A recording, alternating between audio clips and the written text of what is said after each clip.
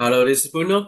So today we are going to talk about another aspect for the DND characters generations. First of all, we discuss about the name generations and the gender so that we are having a good system that we can type name and then type our gender in here.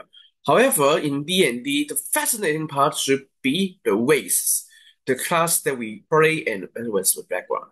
So normally I can consider there's a lot of ways that we can use over 10 Not sure about over hundreds, but no over 10 should be. But we make it as basic.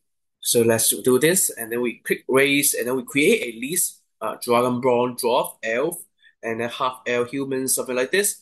This is a list so that we can consider a race, and then we create a class as well. So class is all the specialties or the like druid, bard, ranger, roach, whatever you would like to be in here. And then the background should be the all the like heroes, something like this, sage. All the things will be also in here. However, as you know, that background should be a lot of difference of status, a different of titles. So let's just use the basic one.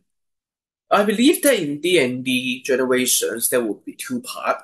I want to that will be two part. Not all of us is like this. The first part is the people that who would like to generate all the things by their own self, like to create the race, create a class, and create a background by their own.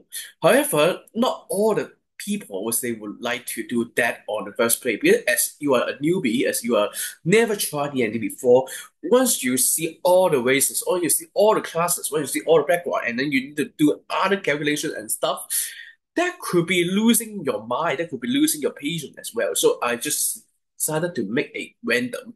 So we asked the user if they want to create a random characters. If that yes, we will do a uh, generations according to our random choices. But if they would like to, create their own, so they had to do this by their own self. So let's see what's gonna happen. Let's say I am using a new name called Scott, and then I don't decide the gender yet. Then I would like to generate the character by my own. So I would say no. So you need to click it. You need to select, like you need to select humans, and then you need to select your own class, and you need to select your own background for your own calculus situations. So for this, if you are very interested in the individual, you just to generate your own. So for this, I would like to focus on the random first. So let's do this again.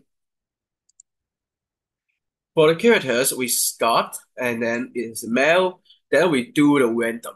So what is this? The second voice is about do you want to save these characters? Normally we under the programming, so under the Python programming, they are doing one task. And after the task, they will forget everything. They won't save anything. So we need to find a place to save the data so that we can create the character tree afterward, after the lessons. So I would like to save it. And the reason or the method that we are going to save is using JSON. But JSON is another languages as well as another type of knowledge, so that I would not go too deep on that one. But you just need to know that JSON is like file for you to say something. So we just save name, gender in here, and then we will ask you that do you want to save the characters? So now I click yes, I want to save it. And then it will print out the characters so that we can also see another file called character.json. Okay, sorry, character.json has created, and then it will set name, gender, race, class, and the background for the own characters.